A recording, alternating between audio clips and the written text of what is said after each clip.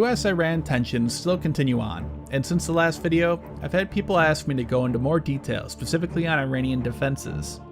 Despite what you see in the news, how they have been portraying war to pretty much break out any moment, I don't believe that's the case, although I'd probably get more views and clicks if I said the opposite. Both countries' leaders and people are against it, but if war did break out between the two of them, what kind of fight could Iran put up? First, the conflict would mainly occur in the Persian Gulf and immediate surrounding region. There would likely be Iranian-backed groups like Hezbollah, likely setting up attacks on US assets and US allies further west, and cyber attacks carried out by the Iranian Cyber Defense Command. But most of these attacks you read about in the news require a lot of time to set up, write specific code and exploits, infiltrate the computer network, and then identify your target and launch the attack. There are less complicated, less time-consuming cyber attacks they could carry out, but these have less of an impact. So besides these, the conflict would mostly be confined to the region. Iran, while having a relatively large military, cannot carry out operations further away from home. Ever since World War II, the US has been a dominant power in the air. Through its large air force and aircraft carrier fleet, the US seeks to control the skies in any conflict in what is called air superiority. Without air superiority, it is virtually impossible to win a war, as the enemy would constantly be bombing and destroying any offensive you launch. Iran has a decent-sized air force, but much of it dates back to before the Iranian Revolution in 1979. For fighters, they have several F-14s, which they received from the US in the late 70s. The exact number of them that are operational is unknown. They originally received 79 F-14s, lost 10 to 20 in the Iran-Iraq War. They lost a few more to accidents over the years, including another one in early May, and others have become inoperable due to a lack of maintenance, parts, and being scrapped for parts to repair other F-14s. And that is a major issue for them, the lack of parts. After the revolution, the US banned arms sales to Iran, and kept a close eye on spare parts from its own F-14 fleet, making sure that they did not reach Iran. Despite this, Iran has been able to keep approximately 40 flying, by manufacturing their own equipment and buying illegal spare parts on the black market. They also developed their own version of the long-range Phoenix air-to-air missile called the Fakhor 90, as their own arsenal of Phoenix missiles ran low after the war. Despite the age of the F-14, it's still a highly capable fighter, and its long-range missiles can pose a serious threat to US AWACS and tanker aircraft. If successful in shooting some of these aircraft down, it could hurt the US's ability to maintain air superiority in the region. They also operate the F-5, another US fighter jet. Around 70 of these are believed to be operational. The F-5 is a small but highly capable fighter and is still used today, including its variants and derivatives, across the world. Iran has built their own versions of the aircraft as well, creating the Saqui and the Kausar. On top of these, Iran has 30 to 40 older MiG-29s, 60 US F-4s, 20 Su-22s, 20 Mirage F-1s, and 24 Chinese J-7s which can be used to defend the country. But if their air bases are destroyed, those aircraft are useless.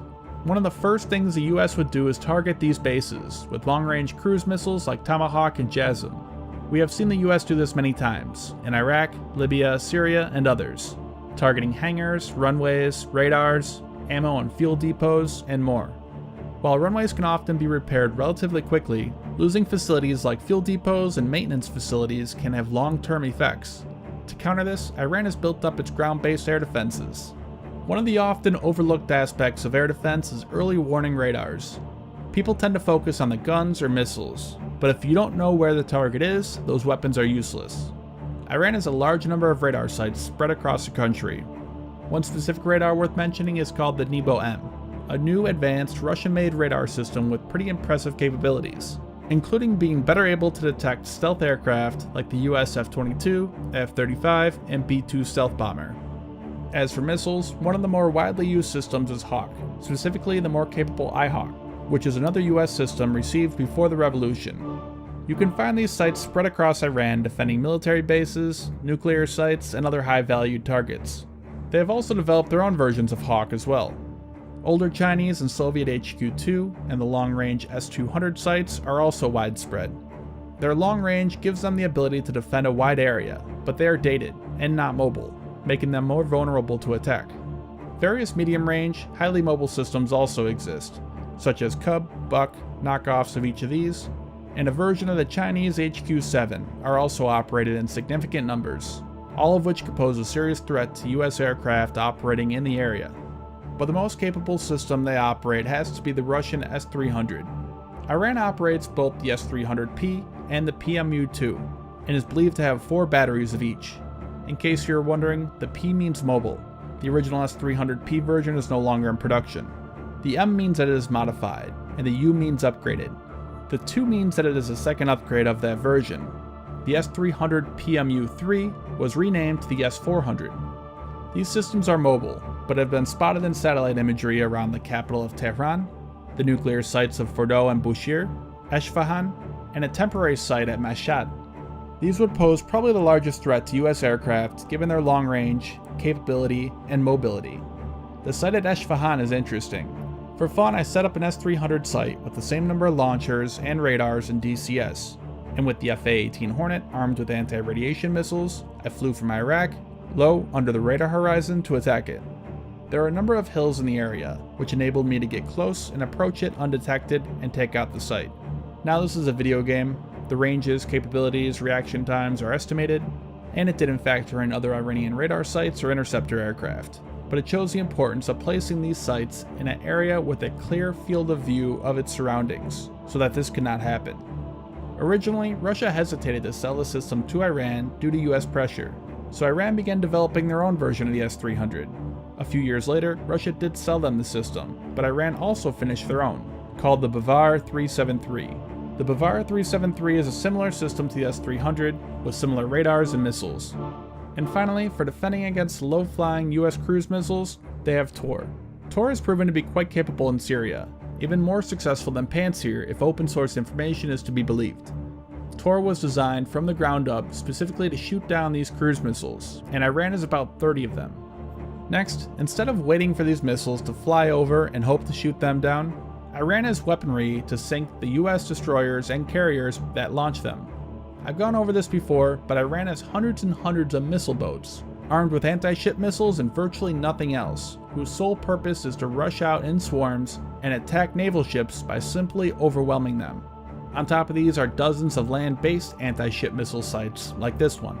And there is a concern here. Since it would be in Iran's interest to sink these vessels before they're able to launch Tomahawks and strike aircraft, it could potentially lead to a precipitated attack if Iran believed that war is inevitable. To help mitigate the threat these pose, as I said in the last video, the US would likely keep its carrier strike group further back away from Iran out in the Arabian Sea, using cruise missiles and aircraft to attack. And that is exactly what the US has done recently. As of the time of writing this, the US carrier, the Abraham Lincoln, has not entered the Persian Gulf, but stayed further out in the Arabian Sea. And finally, one of Iran's best defenses is its offense. Iran has invested large amounts of money into their ballistic missile program in recent years, and has built up a massive stockpile, and is quickly developing newer and more accurate ones. In a conflict with the US, Iran would undoubtedly launch hundreds of these missiles at US forces.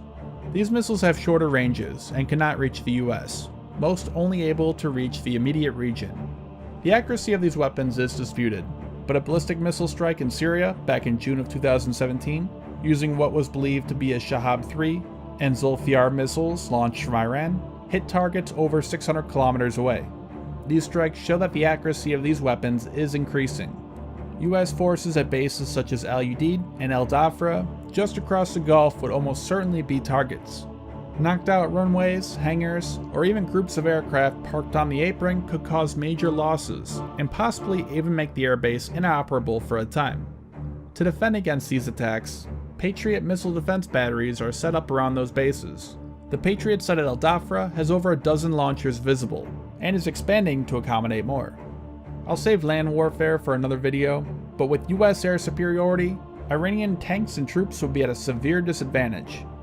All this has the ability to inflict some pretty heavy losses on the US, but at the most it would only slow them down, not stop them completely. The US has bases virtually surrounding Iran, in Afghanistan to the east, Iraq and Turkey to the west, and Qatar, the UAE, Bahrain, and the US Navy by sea to the south. If it came to an all-out conflict, Iran would lose. The only hopes being that they can get other nations like China or Russia involved to negotiate a ceasefire, or the US public loses its appetite after losses and ends the war. Regardless of the final outcome, let's hope we never get there. And before you go, I want to talk about a real cool game I came across called The Life Simulator. In the game, you get to make choices on how to run your life. You can live your life any way you want. You can even be a cop or a soldier, and even work your way up to become the major of the army. There are so many options. On top of that, you pick where you want to live, pay rent, have to manage your work life, social life, your health, happiness, and more. My girlfriend in the game actually just ended up breaking up with me for ignoring her, and I've been working on getting my business degree while flipping burgers, all while sleeping on a park bench to save money. There is a seemingly endless amount of options. You can even start a YouTube channel as a side gig to make extra money. It's a really addicting game. I've actually had a lot of fun playing it, and honestly I'm going to keep playing it. The game has great reviews on the App Store, a lot of people love it, and I can honestly say that I'm one of them.